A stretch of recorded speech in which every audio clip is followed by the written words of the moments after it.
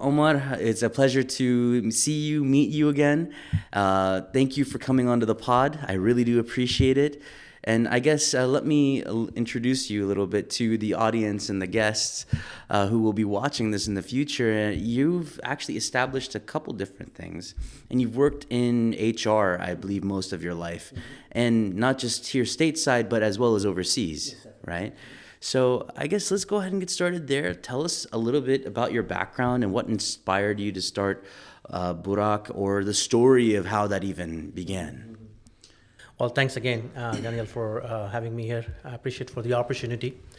I'm gonna go back 1991 when I arrived here with no directions. All right, just a couple $100 coming here for school education, and I was counting years to go back. 4 years, finish the school, go back. So what were you studying? I was actually came to study engineering.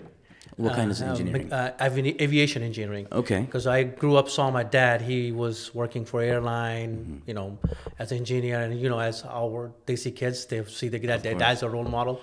So when I came here, I started this school. I realized that, engineering is not for me. I'm not a, getting my hand dirty guy sort of a thing. Got it. So I switch over multiple times actually, and couldn't find the direction. So I have to self-funded myself for education since I'm from a middle-class family. And come 1998, still going to school, still working. So where did you go to school? I started in Connecticut, as a Manchester Community College, regular community college, and then from there I went to a UConn. Okay. And then from UConn, I moved because I started a business in west side of the Connecticut, which is a border of New York and Connecticut. Got it. So like Danbury? Okay. Danbury, got Connecticut, it. exactly. Yes. So I think we relate to each other from there as well. And at that time, I went to WestCon. So I ended up finishing my school human resource degree from HR. So I went over through multiple directions because I did not have, no one was there to give me directions. And I was very shy, not going out, counselor and asking, hey, what should I do? How many classes I should make a long story short. I finished the school, and there was a good friend of mine based out of East Hartford, Connecticut, who started a company back in 1999 as a staffing company called Horizon Staffing Services. His name was Ahmed Hassan. He was my mentor, my brother figure. He asked me to join. I had my own businesses, side businesses. At that time, I had a couple warehouses, a couple gas stations. So he asked me to join. I said, let me give it a try. Just going out of the retail and going out of the wholesale business. Got it. So I'm going to pause you there for a brief second. I will go So how did you get into gas stations and warehouses? Like, how did that come about? Because I mean, you're studying in 91, right? You're in the 98 hits, 99, and you have these gas stations. Stop and walk me through the process. How did that happen? So what happened is, as I was working for some people, paying my fees, tuition, and try to explore where I want to go. Rest of my family members all have businesses. They were in gas station businesses. They were in warehouse businesses. And, said, hey, while you're working for someone, why don't you start your own? So I said, okay, I'll just do something and it'll give me the opportunity to pay my fees. So what kind of warehousing did you do? Did you just warehouse specific products or anything and everything? It was more of a novelties. Got it. Batteries and stuff like that. Got it. So small miscellaneous, got it. But that really gives me a taste of it, what is the business all about. Obviously, it's a different business that I'm in now, but really gives me, how to deal with customers, what is customer service. So were the gas stations your own, or were they? Yes, it was. So how did you acquire that? Because usually those are very capital intensive, especially in the 90s, right? Definitely, I borrowed the money, from family and friends. How did that conversation go? Well, knock on the wood, I have a good family. My father really supported me, no question about it. He and my brother-in-law, who was still in the gas station business, is actually a very well-known in Northeast. He grew his business multi-billion actually. So he helped me a lot. And also, it's also about connections. Who do you know? It was a good opportunity. It was a good time. Now I know it's really hard to get in a gas station business these days, I guess, because of the capital involved. But I think I got It's not just capital, it's the regulation component of it too now, right? With tobacco regulations per state being different. But I mean, I don't think that's the purpose of the pod, obviously. But it's just interesting to know of, right? Yeah, so Connecticut is one of the good state where they don't have alcohol in stations, so it was much easier to get in. And obviously, when you have multiple location, it's easy to manage. But I realized that Why would multiple locations be easier to manage? I mean, no, most people usually hear, "Hey, more locations, more problems, more money, etc." But why was it when you scaled that it was actually easier? what happened is you have more employees, you can manage them, and then obviously I was single, young, no responsibilities, so my Was it because you could delegate more? In that sense, that's why you could once you delegated it more. I guess you had more free time, and therefore it became easier to manage. Exactly. This is one factor. Also, your buying power is much better. You can negotiate. Yeah, because you have volume, Exactly. right? You negotiate with vendors. Again, being in a business and circling around with the business, within the same industry, I had a lot of help. No question about it. I'm not gonna, say no. My family was my brother-in-law who's in the business, who really helped me, support me. And give me all the tools and told me how to grow the business. So, but again, I sooner or later I realized that there's again retail business. I went to school. I don't want to just stick myself all rest of my life in the retail. Well, I mean, it's also the margins are low, very right? low. Margin is low. Long hours, obviously. Yeah. Again, if you don't have a good help, Yeah. then there's other problem. Yeah, and because you have to also cycle through employees, right? You don't get one good one, you got to go find another one and another one, and you have to keep cycling until you find one really good one. And then the issue that you run into with scaling then is that, oh, now that I have one really good one, I get another one that might be a bad apple, and that might spoil the good one, right? So it's like, okay, how do you manage that? And maybe you can speak to that a little bit better. So it's the way I recruited and the way I work, and that's again really helped me when I started or get into a business where I usually hire school kids, just manage them, college kids, where they wanted to work, some taking classes in the morning because it was close to the school. I able to find people who taking classes in the morning, work in the evening, and people who working in the morning, and some part-time folks. So I able to develop that local talent rather than hiring within the community, because we didn't have a lot of big community back then in Connecticut. So I able to manage that, but that really, again, like I said, helps me understand the recruiting piece of the business. That comes in later enough life. So again, gas station, I was doing it. My dad retired, moved here with me. I said, Dad, help me out in the business, work with me. So he was working, and the opportunity arose from Ahmad Hassan, who was already established the company. He said, come on, work with me, and I need some help because he has some contracts within the Fairfield County, Connecticut, that he wants me to manage. I said, okay. So when you say contracts, are these government contracts? Okay. There was a government contract with court system, so they needed the clerks, typing clerks. Got it. And he was in East Hartford, which is about hour and a half away. He said, I can't come every day. If you can spare time, help me, because he started the company as well. I said, sure, let me give it a try. Like I said, single, no responsibilities. So for me, I was keep taking it on, willing to take it on. And I started it and start helping him. He start teaching me what the business is all about. And come 2000, I said, you know what, it's something really I enjoy doing. It's a service-based business, clean business. You interact with customers, you help people, find jobs, and that really, makes a difference in people's life. We started the office. I became his partner. We started office 2000. The year 2000, we only did $250,000 revenue. That was, I think, second year in the business. It's okay. And we worked hard. We developed the company. We, brought the technology. 2008, we grossed $32 million. So that was gross of $32 million. Yes. So, okay, you got to walk me there. Wait a second. So in 8 years' time, you mean to tell me that you're compounding at a growth rate of roughly $4 million gross almost? Or $3.7 to $3.8 million gross if you were to average it out.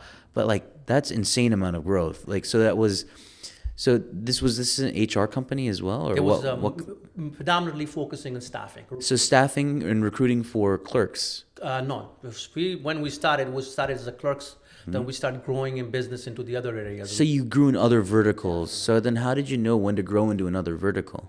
It's customer. So if you support a customer, you take care of the customer, you take care of the customer demands. They really like you. They enjoy working with you. They said, hey, we have a location in Pennsylvania. We're struggling. Can you go help? I said, sure. What do you need? Do you need engineers? So we go open the office and start supplying the engineers, or finding the engineer. Same customer said, we have a location in Maryland. We need some, some IT people, or we need some. So then, how do you balance the expectations? Because, I mean, like, let's say for example, I have a finance and accounting firm, right? You've never done finance and accounting, right? And I know we have a pretty good relationship. You've done other work in other areas, and you were referred to me, for example, right? How would you know what my expectations are, and how would you know to go to which part of the market, for example? Because in 2008, LinkedIn didn't exist, right? So what job boards existed? Like, what was the avenues or paths? Because today it's very different versus 10, even 20 years ago, right? And even in different countries, it's fundamentally different. So maybe walk us through that a little bit. So, it's funny you mentioned, it reminds me of the days where we used to put ad in the paper. Okay. So, classified section. Got it. I know So some of you newspaper, probably don't yeah. even remember those days. So, if the, big newspaper, you go ahead and then put the ad in, which used to cost Friday, 4 o'clock. By 4 o'clock, you have to put the ad in for Sunday papers, because Sunday papers, that's what most people read. And in classified section, and that's where we used to get people. We used to do a lot of job fair, open houses. That's it's like a recruiting techniques. But what happened is we got lucky. We got some Fortune 500 companies where they had multiple location, and each location have a different requirement. Of course. So as they were growing, as their needs were growing, they were taking us. Say, hey, like I said, we started supporting them from Stamford, Connecticut, one of the Fortune 500 company, and they're the one who took us to 6 different locations. One client, we were billing over $7 million, $8 million in 1 year. Just one client. Hey there, listeners. I hope you're enjoying this episode of Diary of a Muslim Entrepreneur. I just want to take a quick moment to thank you for being here. Now, here's something surprising. Did you know that over 95% of the people watching or listening right now aren't actually subscribed? Isn't that so crazy? That means for every 1,000 of you who are watching this, 950 of you guys are not subscribed. Subscribing is super simple. Just hit the notification bell down below. It makes a huge difference here for the team at Dome. When you hit that subscribe button on the YouTube channel, you're helping us grow, which means we can bring in bigger and more inspiring guests, and guests who can answer some of the questions that you might actually have. It allows us to produce higher quality videos and make the show the best it can possibly be. The more support we get, the more we can give back to you with even better content. And here's something special. Once we hit 1,000 subscribers, we're doing a giveaway for a brand new set of 2nd-gen Apple AirPods Pro that are right in my hands right now. So if you want a chance to win and help us hit that milestone, make sure to subscribe to the YouTube channel, share it, engage in the comments down below, and follow us on Instagram. You'll find all the links right down in the show notes. If you're really enjoying the show, consider becoming a sponsor of the show. Your support directly helps us keep these powerful stories coming and allow you even to reach a community of like-minded Muslims and entrepreneurs. So go ahead, hit that subscribe button on YouTube, engage in the comments down below, follow us on Instagram, wherever you find your podcast, and leave us a review. And maybe you'll be the lucky winner of those AirPods Pro. Now let's get back on to the show. And that was just so let me ask you another question. In the recruiting model, there are 2 different forms that I can think of, right? Where you actually hold on to the asset or the person, and you basically lend them out for an hourly rate. That's one way to do it. The other way to do it would be, you're finding the candidate, you're recruiting them, and you're basically handing them off to the client, right? And you get a 25% chunk of their total top line compensation after a performance period of roughly, what, 60 to 90 days, I'm guessing? Yes, yes. Right? So was it a combination, a blend of those two things, or was it just only, which one was it primarily? Yeah, so majority was the contract placements, or we Okay. call temp to hire or temporary Okay. placement, what you just mentioned about that. We run the payroll. These contractors become our Employees. we run their W-2. We take care of everything, off benefits and you name it. Because companies, especially the large companies, they don't want to take the liability to bring the employees on because they have a high turnover. So they let us do that quote unquote dirty job. And we bring people in and we recruit them. We Was this only in the case of Fortune 500 or even the other companies? No, other companies now is, now these days, often moving fast forward, pretty much everyone, even two people companies prefer to bring contractors because they don't want to spend time on recruiting. They don't want to put the ad in the Indeed. They don't want so all that. So it's have changed a lot. But back those good old days I call where companies were growing, they were learning. They knew what benefits they're getting. We're using the third party staffing firms like us. They able to brought us in and again help us grow. So Got it. So is this even? So you have the staffing company. What was the name of this company? So the company that I started Was it Horizon? no, originally that I started with the company was Horizon Staffing Services. 2009 after recession, the gentleman who brought me in, Ahmed Hassan, he had a sudden death. Again, he was not just my mentor; he was a mother figure to me. Knew him, since early '90s, like right before I moved in US. So that was really. Tough for not just a business because we had a couple other partners as well, but it was tough for me as to to go through that whole thing. He was very young; he was only in mid-40s. So I stick with a company which ran by his wife later on, but I realized it come 2011. It's not gonna work. The company was tanking. The company. Why was it tanking? Like, what caused it to tank? Yeah. So business, is. You can ask any entrepreneur, any business person, they'll tell you it's really hard to grow the business, but it's really easy. The minute you start looking other way, the business start going down. I'm sure you hear this from everyone. So when the wife took over, she did not have any prior business experience, and she didn't want to take any advice. She just want to run the business. So did she have a majority share, which is why she was dictating? Okay. Yeah, she had, and I offered her to buy her out multiple times, but she didn't. She thought that was her retirement, and she didn't want to sell it. But again, I still stick around and said, okay, maybe. She changed her mind because all the clients we brought it in, all the hard work we did, I was really literally looking in front of my eyes was going down. So when I realized it in 2011 that it's not happening, and I'm still have some year to go, I decided, okay, you know what, let me start something. So how much equity did you own of this business? That part of the business I own 25% business. Got it. And how many partners did you have? We had about 4 partners together. So was it 25 each, or was it a little skewed? It was a little skewed. So because I was the beginning partner, so I had a little bit more share, but some other people have a lesser share. So she didn't want to sell it to me. She didn't want me to walk away. So I literally give up my shares and I walk away from business. I didn't take anything because there's no reason. Is that business still active today, or no? what? Business is not active. Comes 2014, she called me one day. She said, "Omer, I'm filing Chapter 7. If you want to come take over," and it was. It was too late. It was too late. I don't want it to go through the whole, legal battle to go through because you really have to go through,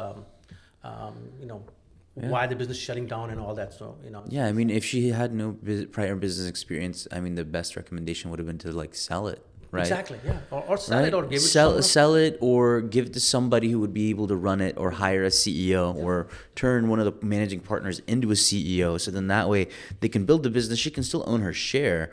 At least the business doesn't die, right? But a lot of entrepreneurs, they, when they become first-time entrepreneurs, it's like, oh, it's my baby, it's my baby, and they don't want to let it go. But they don't realize that if they don't share the piece of the pie, then it will never grow, right? And I guess so you leave this company in 2011, and what's the next? So I had an opportunity. A couple other partners who left earlier than me, they said, "Hey, come join us."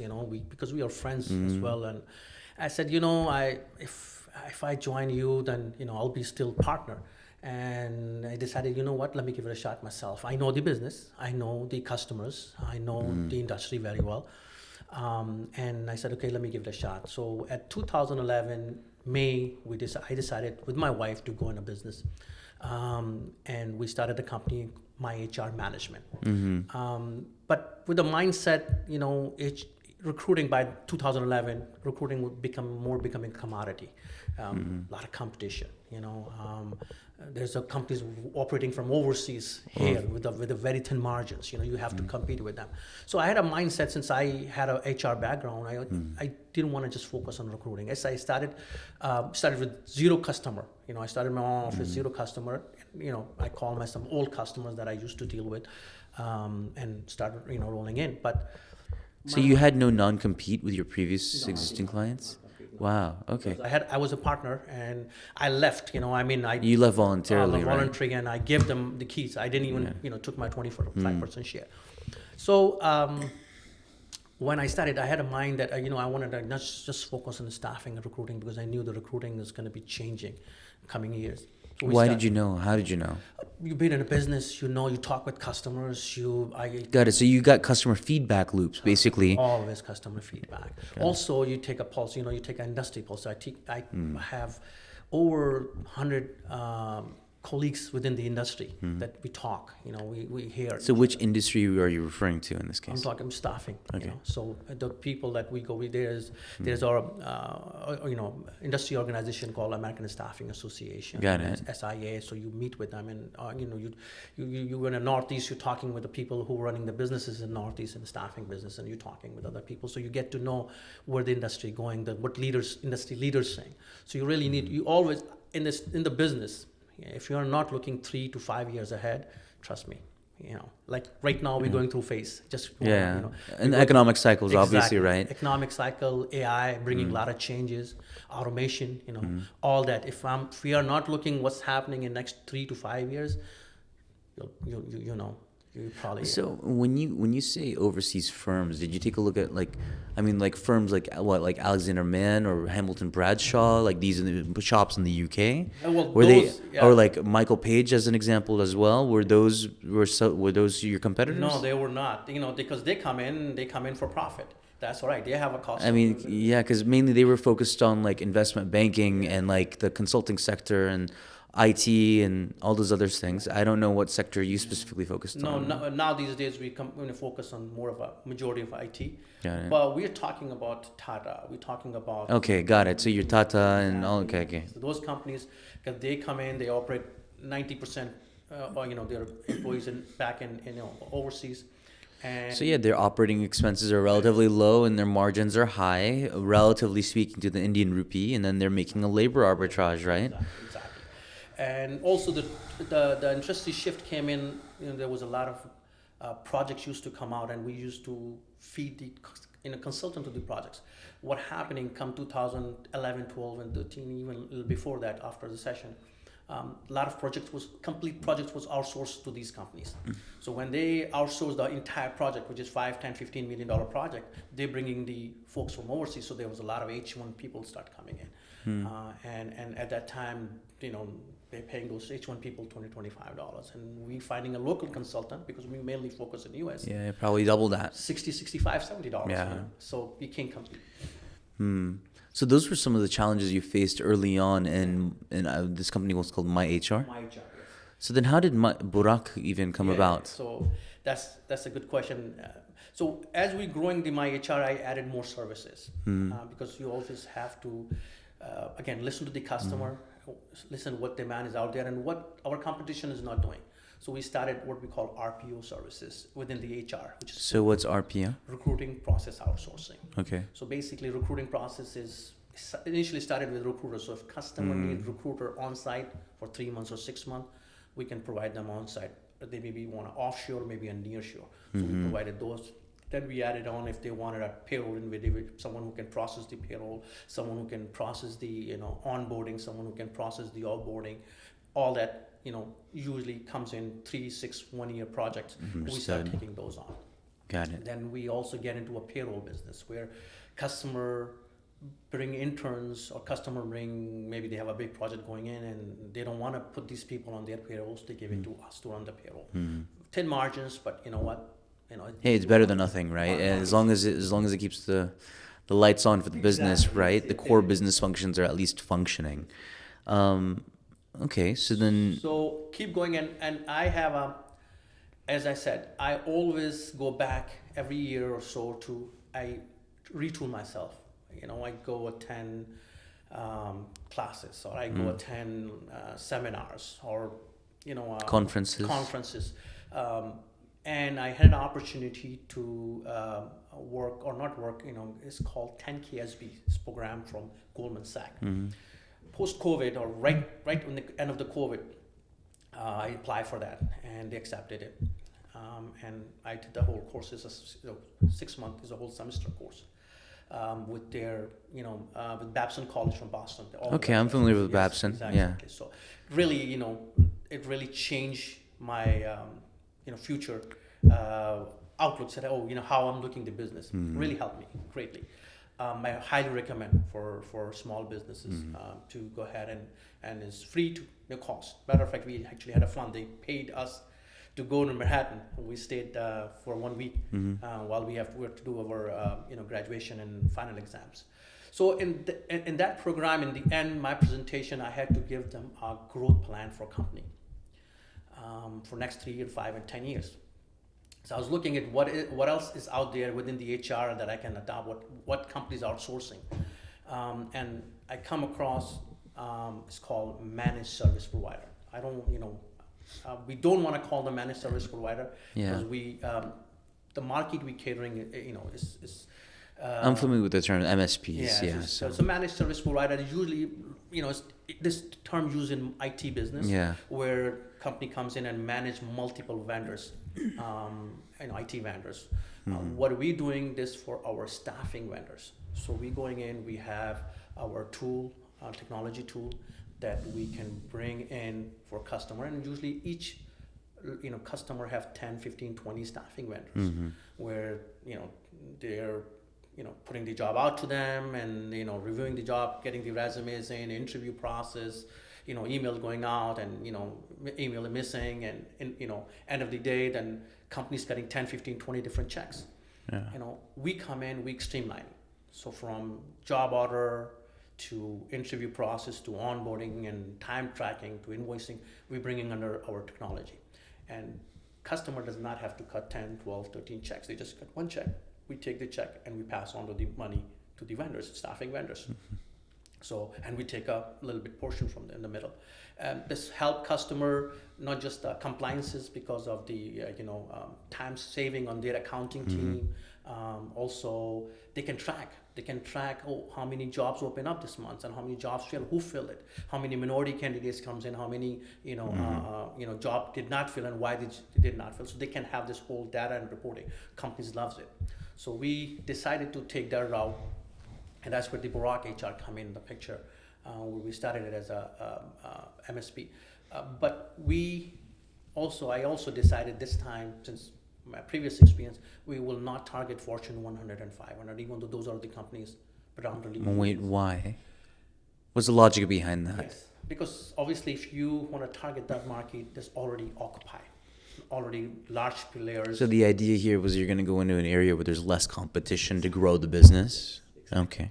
All right, because we have large names, Allegis Group, Populous Group. These are multi-billion-dollar MSPs already catering, Fortune 100 and 500. So our goal is to go into a small, where they're spending $4 or $5 million on program, where they have 3 or 4 vendors, or maybe 25 million. So max is 25 million.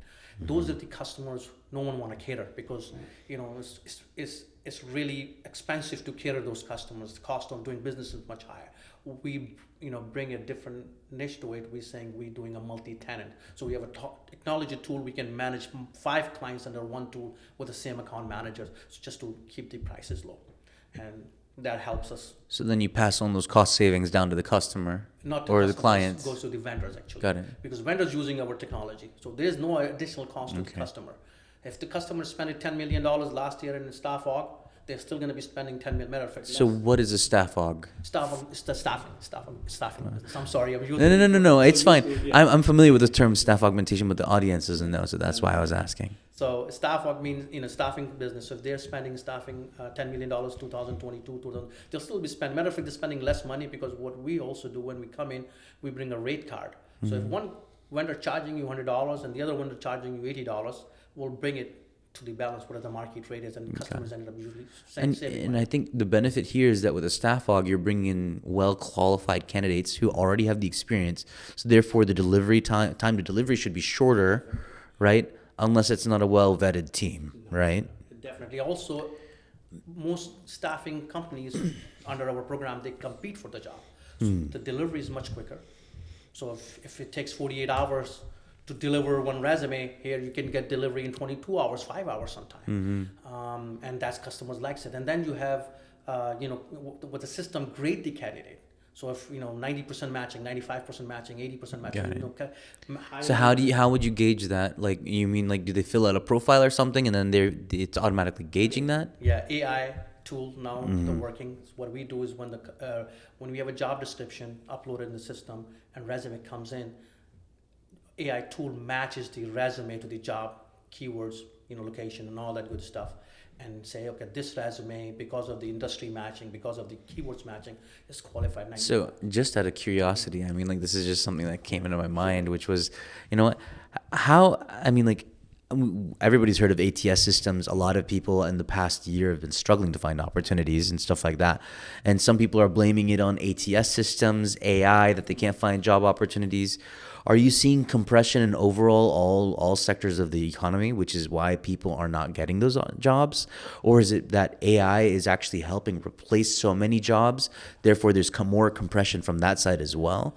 Did COVID actually push that forward, or like, just maybe give us a little bit of insight there? Yeah, no, I mean all of the above, I would say, right? Okay. So it's obviously AI just came in the picture. I mean, AI, we've been working with AI for almost 9 years, but really comes in a highlight now.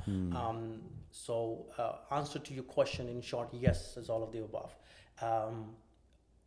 Definitely there was a lot of change came in after the post COVID, that remote work, hybrid work, that's really helping. And now our customers are open. Hey, can you find someone in Canada, or can you find someone in Colombia? So that's again, labor arbitrage. exactly, one more labor time, arbitrage, right? So we don't have just a US pool, now we have a bigger pool. And it's really, I'm happy to see that some of our small customers have, willing to open. Used to be, if person has to be at 8 to 5, period. Yeah. So that's changing, and they are realizing it too. Also, you're getting the same talent. Yes, as long as. Yeah, I mean, like, a person from Canada also speaks English. They probably also have French, right? And they've been to some of the best schools in Canada, which are just as comparable to the U.S. So it's like, yeah, I mean, why not? I mean, if Canadian dollar is 20% cheaper than U.S., you're already getting a 20% bump. I mean, like, it makes so much sense. But then, I mean, I guess from a compliance standpoint, that's where you would come into play, because there's international waters that you're dealing with, right? So walk us through that piece a little bit, because it's a little bit confusing. I have never actually understood that component. Like, for example, I know like Colgate, for example, or like companies that I've worked for in the past, they have their own separate divisions in every single country too. And usually they're employees of that particular country, and then they're paid through that country. So like, I was a US employee, but although I was working overseas, I was still being paid as a US employee, right? But in the case of this kind of labor arbitrage, how does that work? Yeah, so over last 3-4 years, even before COVID, there's a lot of companies started, third-party companies started, that they can run the payroll for you anywhere. And they have it's just almost like what we call employer of the record here in the U.S. Okay, so what is employer of the record for the audience? Yes, employer of the record, and it's going to be going on. This is the other piece of the business that I eventually want to get in the coming future, is employees will be no longer loyal to the companies. So they will come work for my HR or Burak HR, and they said, Omar, I have this job for Procter & Gamble. I want to work here 1 year, but I don't want Procter & Gamble to pay me. I want you to pay me and go collect the money from Procter & Gamble. Why would they want to do that? Because several reasons. One is they want centralized data. So they want us to manage their data. They want us to manage their payroll. They don't want, so they go working Procter and Gamble 1 year. Next year they're going to the IBM. So the value add here is that you're providing something that they would normally not have visibility to. Definitely, that's one. Also benefits like 401k. So if they have a 401k, they will have a 401k with us. If they work 10 years, they will be only doing a 401k with us. They're not going anywhere as long as we are their employer of the record. Same thing with the health insurance. Same thing with other benefits. If they're with us, we'll give them, 3 weeks or 4 weeks vacation. And if they're switching the employer, they have to start all over again. Yeah. So these are the opportunities employer of the records bring. And this is the same model going to the other countries now, where these third-party companies set up their entity there, and we run the payroll under them. It's very similar to a company I was looking at recently called Deal, which is the payroll. Deal, and Gusto, and so many others. There was also another company it's a HR recruiting firm also. It's called I believe Shepherd, or now it's called something else. Basically, they hire talent from overseas, like in the Philippines. They become the employer of record. You pay them, or they become employees of your own. It just depends on how you want to structure it, right? And then I'm guessing you also have to comply with, in this case, if you're the employer of record, then you have to comply with laws of that particular country. Yes, and you have to file taxes. You have to pay the employee taxes. You have to, if you have to offer the health insurance, you have to go. So you have to do that. You have to. It's almost a couple extra steps, and that's why so many companies might not even do that. And this is where I guess maybe Burak is a little bit different from my HR, right?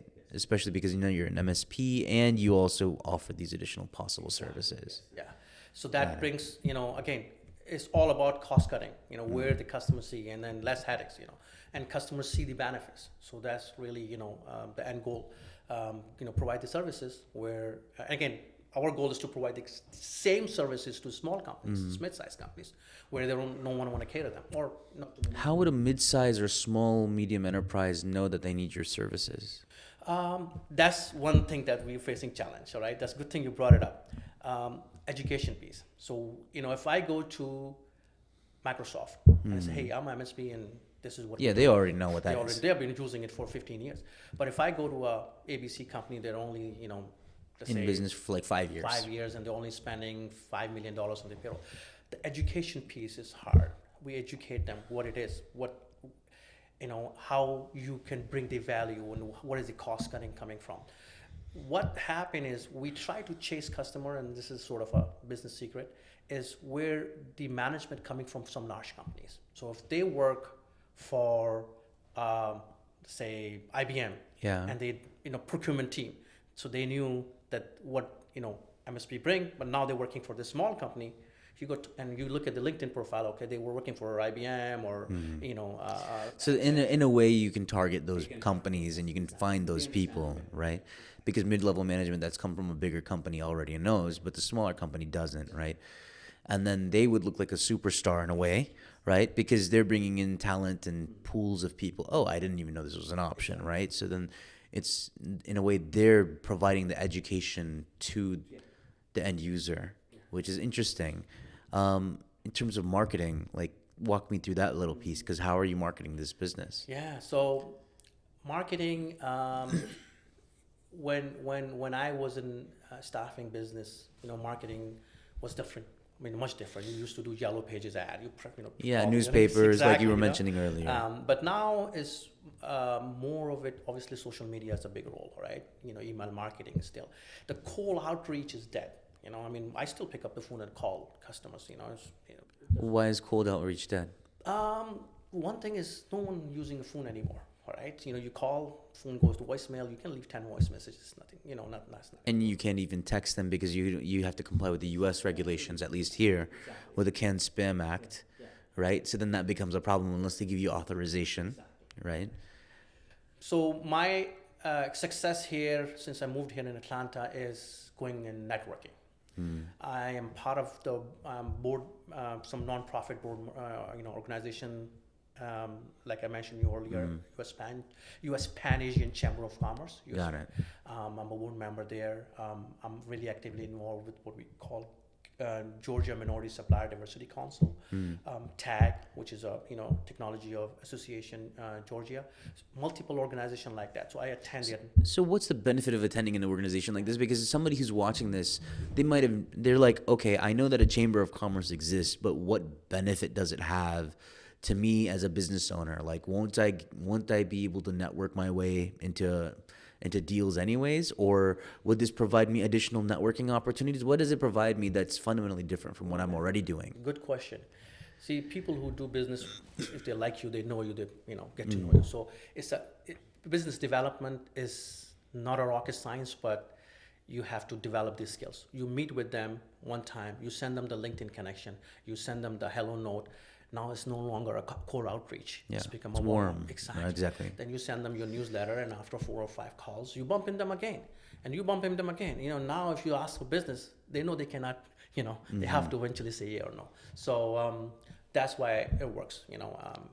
So again, you need to know your target audience. Where are you going, and who do you want to talk with? So that makes help. So Burak HQ today, I mean, like you've mentioned that you're an MSP, you're looking to become an employer of record. What other services do you offer today? So we offer PEO services, which is So what's a PEO? Yeah, professional employer organization. It's Similar like JustWorks. yeah, I know what JustWorks is, but for the audience. Yes, exactly. But it's actually a step back a little bit from the employer of the record, and a lot of companies. As a matter of fact, we are seeing more and more municipalities and the state also getting involved in that. MSP business, the state's picking up. State of Georgia, city of Atlanta, they are going into the MSP business as well because they see the benefit in the long run. So I think the PEO business is also, and we're also doing HR outsourcing consulting. So if customer needs to know the salary surveys, we can go in there. If they want to do the outplacement services, that's also growing as well. So just out of curiosity, PEO, what does it exactly provide? Is it like just employee handbooks? What exactly is it? So PEO basically, again, running the payroll. So when we run the payroll under the PEO, this is your employee, we run the payroll under our federal ID number. So when, let's say you have 10 employees, ABC customer have 50 employees, XYZ company have 50 employees. Now we got 120 employees. We can give them a better benefits because now we are pulling from 120 people, right? So once we bring them under our FEIN number, then we can offer same services to 120 employees. For you to go and try to bargain for your health insurance for your employee. So in a way, yeah, because as an individual employer, that would be much more difficult as a 1 or 2 person team. Whereas if I'm with a PEO, it's substantially easier. And I know that I think, if I'm not mistaken, Mineral, like for example, like if you want to get health services or something like that, Mineral is like one of the back end services that plugs into the PEO itself. So then that way, if you need health insurance or anything like that, they have a marketplace of their own. And then you can get that. Again, let's go back to what I said, employer of the record, we can offer them health insurance, not just health insurance, we can also offer them pension plans, and we can under PEO. So PEO is actually the next lower level for the employer of the record, and then the next is employer of the record. Employer of the record is basically at the very top, basically. Yes, Got it. Okay. And I just want to rewind a little bit, and one of the questions that comes into my mind is like, was there a specific moment, like when you were in Connecticut, that you wanted to go ahead and go into business, or was this from like childhood? Where did that drive or desire actually come from? It's a good question. My dad always tell me, no one in our family able to run a business, so you're not going to be successful, all right? So I said, all right, Dad, no problem. But when I started the business while I was in school, working, I realized that I am not a 9-to-5 guy. And I can, I unfortunately, as of today, I can work. I mean, even if I have to go someplace 9 o'clock, I'll probably get there 9:10, or either 8:30. It's just, that's how I made out of it. So I realized that, I'm a people person. I go out and hang out with people and get to know them and problem solving. So for me, from that point, when I was working with them at the Sun and Horizon and stuff, I realized that either this business or something else, I will be in business. So that's why, enjoy doing business. I mean, how has being a Muslim in this sense influenced your decisions within the business itself? I mean, because like most people, like most Muslims, if they're devout, they would avoid gas stations and things like that, right? But then shifting the gears into HR, obviously you got a degree in HR, so you had some sort of inclination to go there. But what I guess being as being a Muslim, how has that influenced your approach in business and leadership and in general, and like decision making in general? So, really, you know, I always have to remind myself, that my deen is first. I'm Muslim. And when I talk about networking, this is the biggest challenge for me. When I go and network, especially after hours, sometimes it's crazy. But again, I know who I am. Prayer. I was in a board meeting yesterday all day, so I had a time for Zohar, and I knew that it's gonna Asr hit it. So I just went in the back room, took my coat out, and then lay down on the floor. I don't care if someone sees it.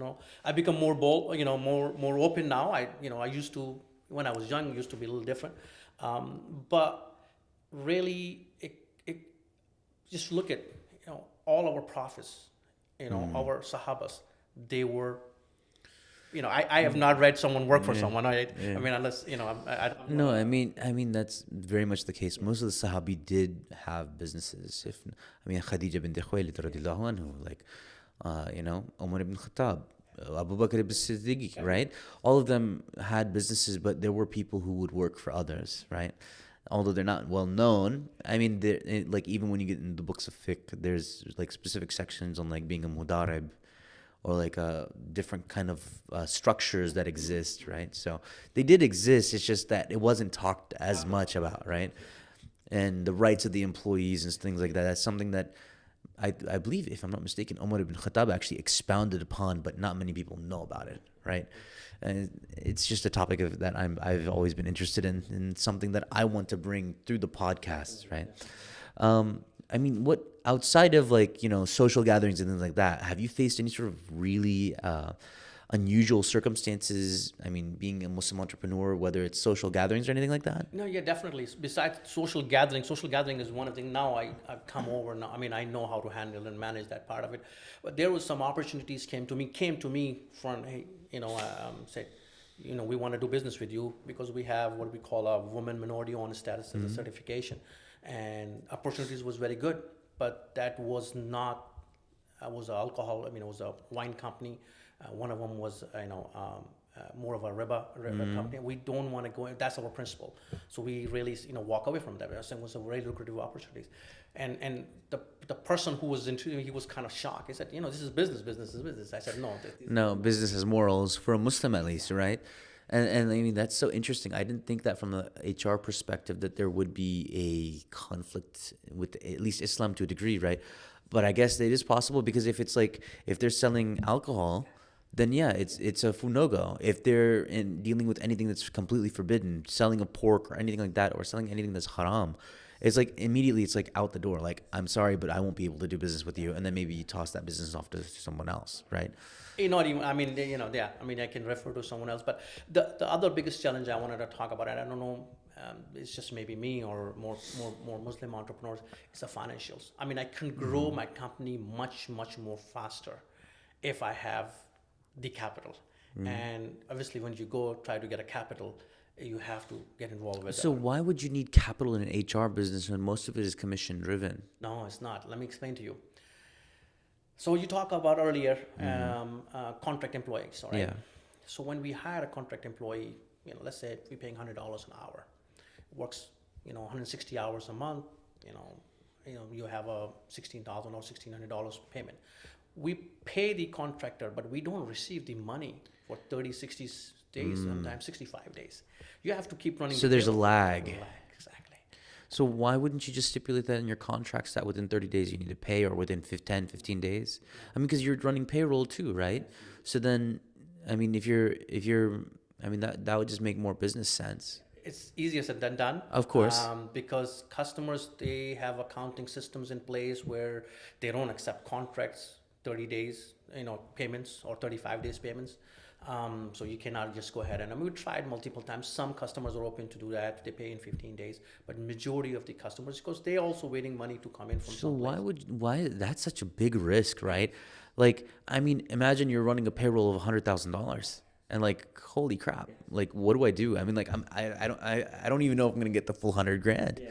And then, I mean, in this case, would you use factoring organizations to hope, and for people to understand, factoring is basically when, let's say you're not receiving a payment now, but you're going to receive it in 15 days. You have the ability to factor that invoice and get 97% of it right there on the spot.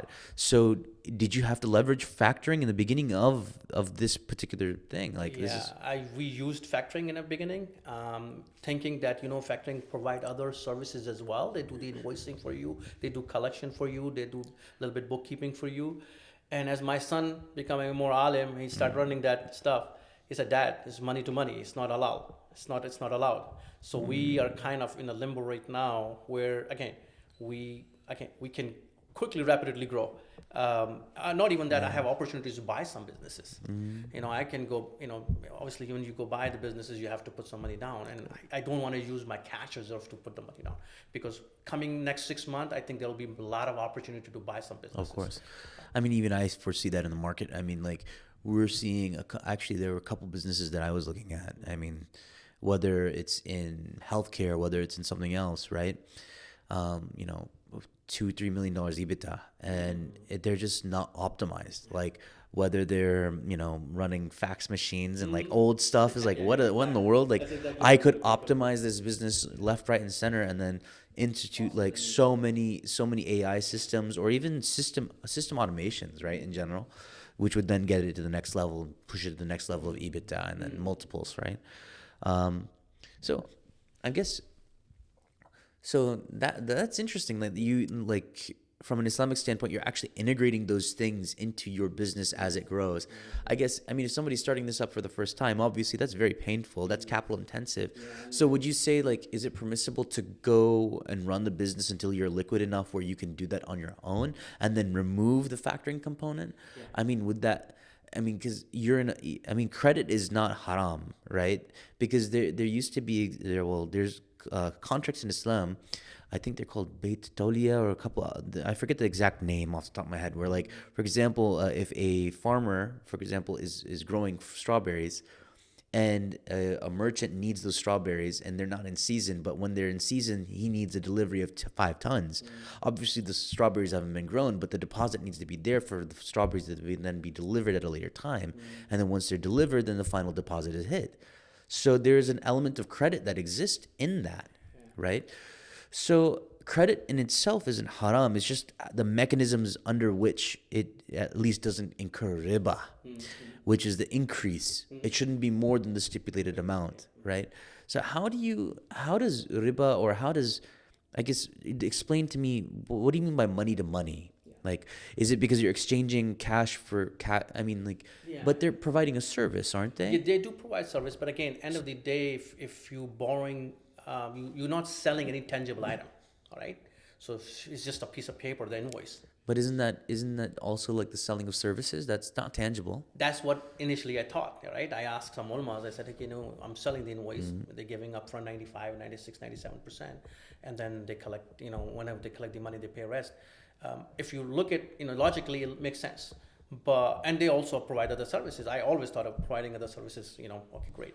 But when they talk, you're not selling any tangible item, then it's an issue. Because you have to sell, some item that you can feel, touch, that is okay to do that. Like a house, you buy a house, you can buy a house. I mean, a house is different, right? You have a physical asset, right? But like when it comes to consulting services, or let's say attorneys, right? You only know them by their reputation, and they'll deliver a service on your behalf, right?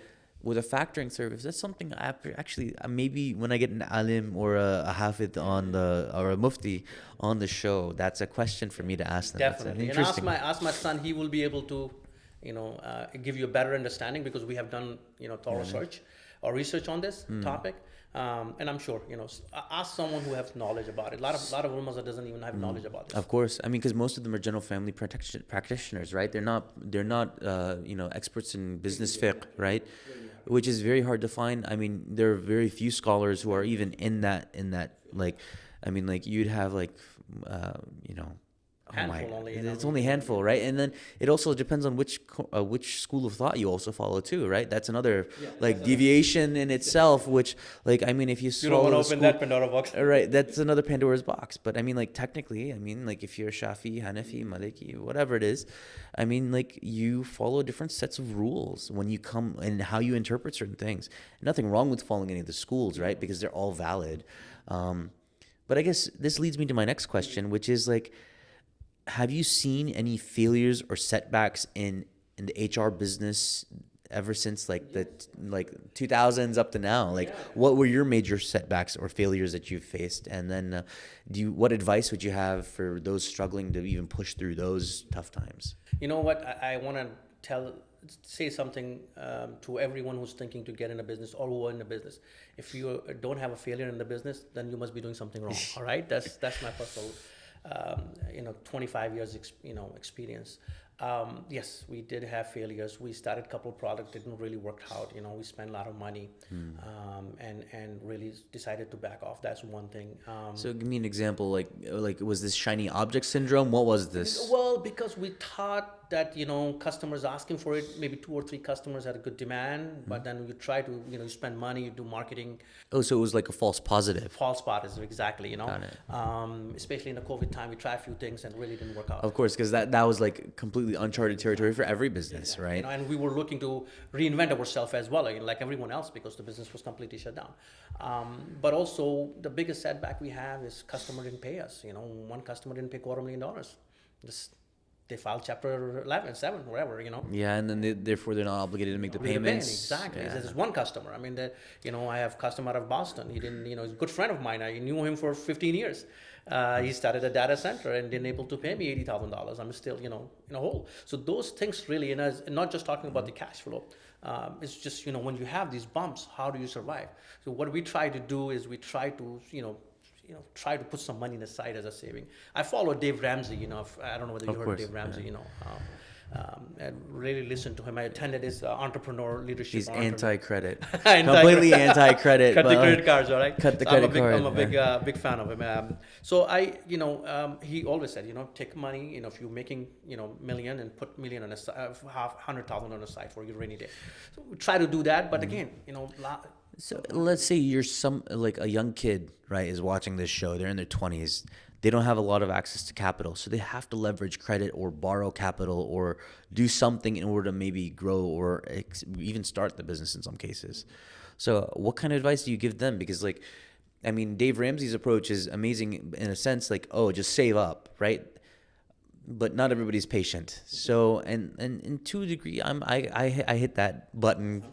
I think a lot of entrepreneurs actually hit that. Like, we're not patient. We want to hey, how do I get to step A to step B? And now that that's done, let's move on and move to C, and then let's move to D, and then so on and so on and so on. It's like, what's your advice on that point? Let me tell you, because I went to school here. I run the business, started the business.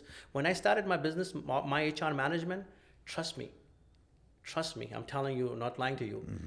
We LLC that we have to register in Connecticut was like $100. We had to borrow the money. We didn't have money. Why? Because the first failure business that I went in, I did not have any salary that I was taking for 2 years, 2010, 11, because the company was going down, the previous company, Horizon Staffing. I was in a very bad shape. But I tell you, So did your bank balance basically hit zero at that time? At that time, exactly. Really? So then how did you handle the mental struggles of that? Because that in itself is painful, because especially if you have kids or a wife, right?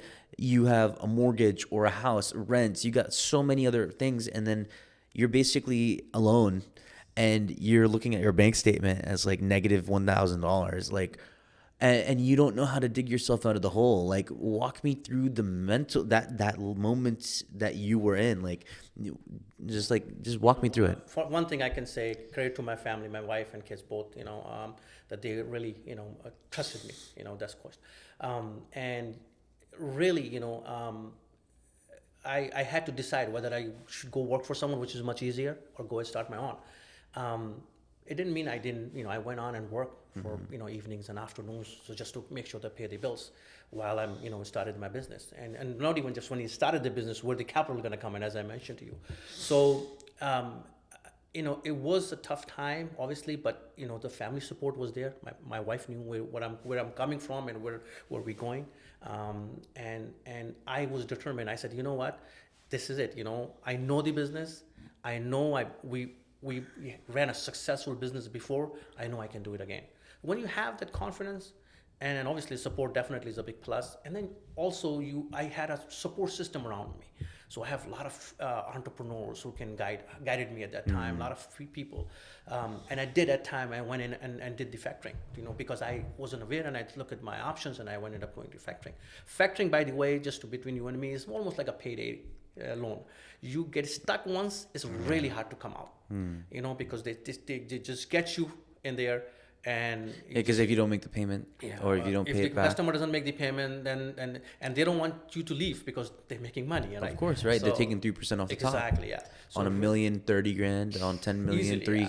And then there's some fees that hidden fees you don't even worry about it. And then they also take your money. They said, well, we're taking a 1% or 2% and doing what we call bad debt reserve. They're putting in there, and you're going through some struggle. Say, hey, can I borrow from my money? No, you cannot borrow from that money's sitting there, $500,000. This is my money that you're taking every invoice, 2% or 1%, putting in bad debt reserve. Can I borrow it? You cannot borrow it because that's bad debt reserve. So that's I just wanted to just give you some part of the experience. So yes, I think it's more of it. If you build strong circle around you where someone support you and they hold your hand. So then how do you do it without a strong support circle? Because in some cases, some people don't have that, right? Imagine like a brother that comes over from overseas, right? They're here, they start up a business, they're failing, and they're just gasping for air and needed like just a little drop of water to get them to the next spot, right?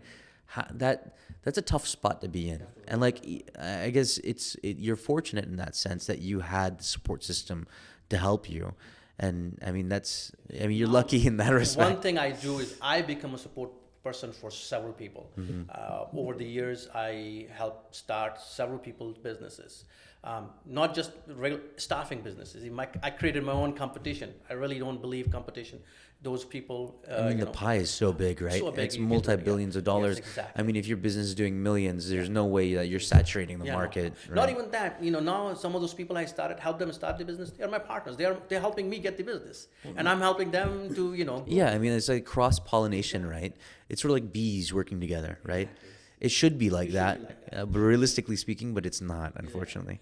So it's huge, and I have so much passion about these small businesses. I was for last year and a half. I was, if you ever heard SCORE, which is part of the I've heard of SCORE. I was doing a free coaching for SCORE. Only reason because I wanted to support local community. I wanted to make sure that I give my my share of the local community, and I did help a lot of businesses, small business. No. I remember you mentioned that you had an education in HR, but did the education actually provide you any real impactful information in order to build the business in the first place? Because I'm guessing education at that time in the 90s was different fundamentally from what it is today, right? Because you have the proliferation of the internet, more information, and it feels like the more information that's out there is like the less and less valuable business education is actually from universities. And strangely enough, I have a business degree as well in finance, but I find it that if I'm interested in something, I will go pursue it, I'll go learn more, and therefore I'll be more educated and more knowledgeable than anybody else. And more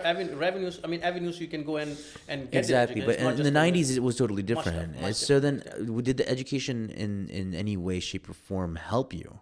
I really not. Yes, it helps me understand the HR laws and policies and stuff that I able to implement. So outside of HR, didn't you also go with like business classes as well, and like finance, accounting? So it helped you understand the circle. Yes. Okay. As of today, I still take business classes. I just sign up for what they call, again, when you talk about building the support system, knock on this country, it's a great country. I want to say this. There's so much support system available. All right, I could talk about SCORE, right? Not too many our people know about it. And there's a community navigator program. I actually ran a couple of years ago, helped someone run the community navigator. It's also SBA funded. ICIC, which is an inner city program, I just sign up. I'm doing this right now myself, even though I don't have to, but it's gonna really help me again see what's happening in the real world. And then I talk about the Goldman Sachs 10 KSP program. There's just so much available out there that you can go, and free, no cost. You go get it, just learn and see what other people doing it. You sit down with peers, you sit down with and you're able to learn how they survive. So would you say that there are any specific habits or routines that were critical to your success? Energy. All right. So I used to. Well, how's that a habit, right? It's a habit, but what happened is I used to drink a lot of coffee. I stopped doing coffee. So I thought that was just a coffee thing. Caffeine keep me high. But realized it after cutting so much coffee is still. What happened? Energy is my body language. When I meet with people, when I talk, I call myself as a joke with my kids. I said I'm a middle-aged brown guy. Who wants to talk? I'm not a blonde or someone. So what happened is most compliment that I get from my customers and talking is the energy. So when I talk with them, when I go extra mile to help them, and really money, I as of today, I'm not chasing the money. I said, okay, let me do this, help my customer or help my colleague. Money will always come, and that's always the case. Got it. So then, if you were to go back in time and do anything different in your entrepreneurial journey, what would you do different? Is there one key moment that you think was a key inflection point inside of that entire journey? Yeah, no, definitely. I would have started much earlier. Means my business, rather than being in partnership. Partnership, obviously, there's some pros and cons. You don't have a lot of burden that you take alone. You have other partners, but I would have done much earlier. And then also AI. So I had an opportunity. Attended a lot of conferences. One of the conferences that we attended is in the Northeast. It's called AAMC, which is American Muslims. AMAC, I think, I forgot now. I attended that. So I met with a gentleman from San Francisco. He was a. Is it AMCOB? AMC, AMAC, something, yeah, something like that. They are no longer doing that. It's pretty much like all Muslim products. We used to get together in New Jersey. We did it 3-4 years, but after that they stopped doing it. I think the similar thing they're doing in North Florida. It's happening, I think, 14th or 15th December. Okay. All the Muslim products. So I used to go and attend that, and I met with the gentleman, and he was a lecturer in San Francisco. At that time, 2014-13, he told me, Omer, if you give me $100,000. I'm working on a tool, that AI tool will be a game changer in the recruiting business. And again, I looked at, what? I have the money. If I give it to him, that's my saving. Had I spent the money at that time, trust me, I would probably be, somewhere else differently, I had an opportunity. He was a Muslim lecturer. He was really nice. I spent a good couple of hours with him. So what is he doing today, if you don't mind me asking? He's still teaching. But I think he sold the product once he did. I helped him to do data mining a little bit because he needed a resume and stuff. I helped him, but he needed money, he needed the funding to really create the product. See, what kind of legacy do you want to leave through your business and the work? Obviously you have 3 sons? 2 boys. Two boys. Yeah, 21 and 18. Yes, my both sons are helping me. That's what they get. That's how they get their pocket money. Of course. So plus the tax benefits. Tax benefits. There you go. I don't want to say that. Hey, if you pay your children through your LLC, right, there is a deduction that you can get, right, which has some benefits. And this is not tax advice. This is just, this is something, a trick of the trade kind of thing. Definitely, yeah. No, also that I tell my kids, I make mistakes. Here I'm here to cover you. Make mistakes. My younger is more in our marketing. He's going marketing right now. He's already in bachelor's. So I want them to learn business from me. I'm not forcing them to take over. If there's no, by all means, but I want to make sure. Just as my message, I want to give it to all young Muslim kids. Start a business. If they don't take the hits, how will they ever change or impact the world in a positive way, right? Yeah, this is key. Don't be scared. Start a part-time. There's so many things you can do online. Start a business. So you mentioned that there was a gentleman in the earlier part of your career, I think Ahmed Hassan. So he was possibly your biggest inspiration for this business. Why was he the biggest? What made him different? What qualities did he have that you imbue today, maybe? I learned from him, and as of today, I implement things that I learned from him. As of today, he took me. I was a guy who was working in retail and wholesale. My shave, dirty clothes. He took me. He even taught me how to tie tie. I, how to dress, how to talk. He said, Omar, you can go get a master's degree, you can go PhD degree, but I can train you in 2 years that you will become so polished and so well, understand the business that you can run your own company. And he did that. We started, like you were mentioning earlier, we started the AOL when you used to hear the dial, ding, ding, ding, ding, when you hear the bell. Yeah. I started from there with him. We grew the company. We got the multiple awards. I was with him on the stage. So, he hold my hand as a younger brother. He was, even though he was from Bangladesh and, here I'm from Pakistan. But really, what I learned from him, as of today, I still teaches my Muslim youth. I have a couple kids that I'm still, as of today, trying to teach them what I learned. So I know we spoke about this maybe a little bit briefly, like when you had the support system and everything, but one of the things I wanted to ask you is like, what motivates you to keep going, especially during difficult times? Like, is there a specific thing that you always center back to, or a motivation, a moment in time that causes you to have motivation, or that inspires you? Yeah, well, one thing is my family. They obviously look up to me. All right, my kids, they're growing up seeing me. Hey, my dad worked at 9 o'clock in the night, or yes, even though, you really, when you own a business, you really have your own hours, right? So when I want to be a role model for them, I said, I don't just want to. I could go easily work for someone else. I had several opportunities came to me, but I want to show them that, listen, coming in this country as a first generation, if I can do it, guys, you can do it too. So that was a big motivation. But again, my wife, she always said, you can do it. And Look at her, right? If you weren't running Burak HQ today, what do you think you'd be doing? I want to do coaching. I want to do business coaching. I want to do, that's probably my, retirement thing. I want to be a coach. I want to mentor people. Got it. Especially, I want to connect with the community. I want to help my community. My door is still open. Anytime, call me, reach out to me. I'll help as much as I can. Got it. This is one of my own questions. Is like, do you think you have any sort of limiting beliefs right now, and what are those if you believe you have them?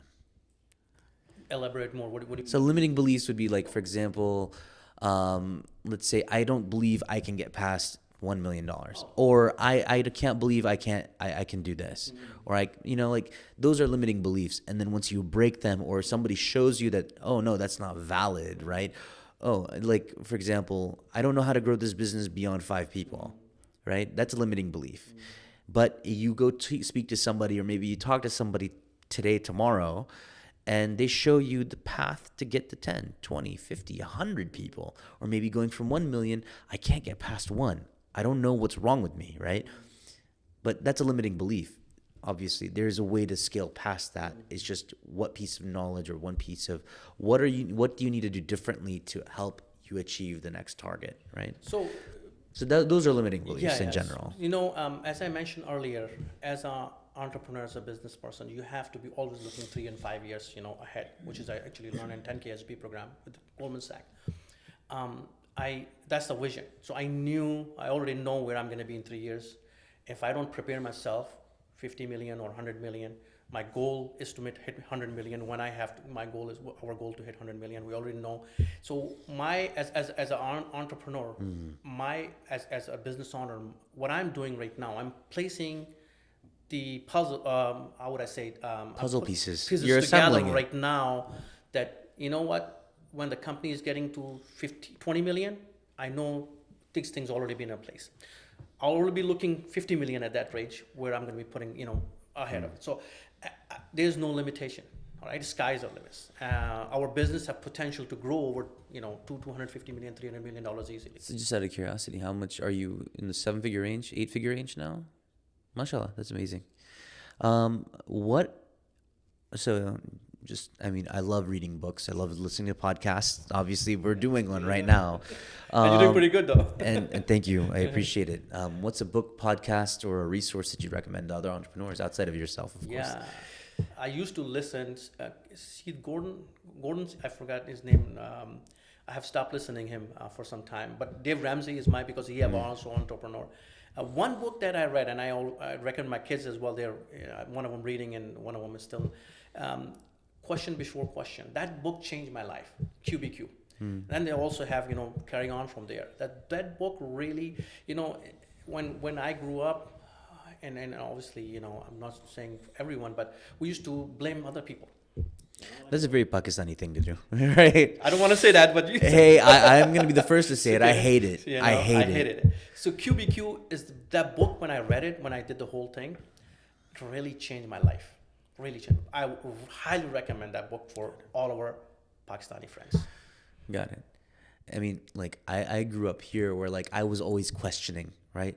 Like, why are you blaming this person, dad or mom or whatever? And they would always like smack me, right? Right. But like, I mean, our parents didn't know any better. So like, it's only when you get older that you realize, what, they did the best with what they had. And therefore, what, it's my responsibility. I'm the one that should be accountable for myself going forward because I have nobody else I can rely on, right?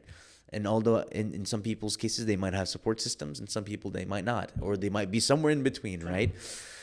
I guess this gets me to my final question of this pod, which is like, what is one fact that most people don't know about you? That's a hard question. um, I think maybe I'm more funny in terms of in a desi style, rather than too a lot of time when people see me I'm maybe serious, but I'm more of a kind of outgoing person. When you said earlier we don't have a support system, business taught me this, and you can ask my kids. My kids. You can ask them. I always had my kids. He said, "Listen, no question is a small question." I remember we met the last time. I said, "Listen, no question is a small question. Come to me, ask me." I think having that ideology is so important because the thing is like, even if it's a dumb question, even if it's a tiny question, even if it's an absurd question, a question is a question. And at the end of the day, if you as the parent or the guardian or whoever else you're looking up to, or maybe they look up to you, they might be able to give you an answer, right? And maybe you can solve it together. And I think one of the things that this in the last couple of years that we've seen, especially the post-COVID era, is that we grew very isolated as human beings. Right? We forgot how to talk to one another. Exactly. We forgot how to communicate and to be with one another, right? And you're actually seeing higher rates of depression and suicide actually increase, which is so surprising, right? You would think that now that COVID is over and this era is gone, that you would begin to see an improvement in society. But AI has even accelerated that to a degree, right? Because that's why you see the spike in travel, because people traveling, they're using their savings to travel. Yeah. It doesn't make any sense, but people doing it. But, I just want to build upon what you just said it. One thing, when you asked me, and I'm thinking, I learned that, and this is a word come from Dave Ramsey again. I have a heart of a teacher. My team that I have, I consider myself servant leader. And really that helps me understand empathy, right? That's something that you, like what you said, we're losing that. And if you really start feeling other people, hey, what are they going through? And, if I were in their shoes, that makes a huge difference. So our team that we have, even we have team here in Philippines as well, it's still it's like a family. We know each other kids' name, even though I never probably met with them, but that helps. Only reason because now I'm reflecting as a Muslim. I know when I'm in the middle of the meeting, I tell my team, hey, listen, I gotta go pray. So wait for me, or you guys can come back, join me. That helped me teach my, Islamics, that who I am. Also, show them, what kind of Muslims we are. Treat them nice, treat them well. They're sick. They need to take extra days off, or they need some extra money because their mom was sick. One of my employee mother is sick. We just give her extra money to make sure that she can take care of her mother, take time extra time off. So those are the things really help. It's just being more human. Exactly. At the end of the day. But we are losing that, as you said earlier. I feel that we are, No, I actually agree with that statement. Mainly because of the society that I've grown up in here in the States. It seems like it's always driven to, work as hard, work harder, work harder, work harder, work harder. And then you don't see that same mentality overseas, right? It's very different. Lay back, you know. Yeah, it's a bit more laid back, right? Like whether it's the Middle East or anywhere else, right? Unless you're talking about Japan's over workaholic culture, which is a different story altogether, right? I mean, because there's some people who would also even go as far as saying, you know, why should I know the name of my employees' children, right? Like I'm there for business, I'm there for work. Like so, some people can't even segment work from personal life, or even say that they should go together. When in Islam, actually, they do go together, right? So the Islamic teachings and the principles of business, it's strange, but they're actually still valid to this day. Valid, and I tell you right now, it's proven. It works.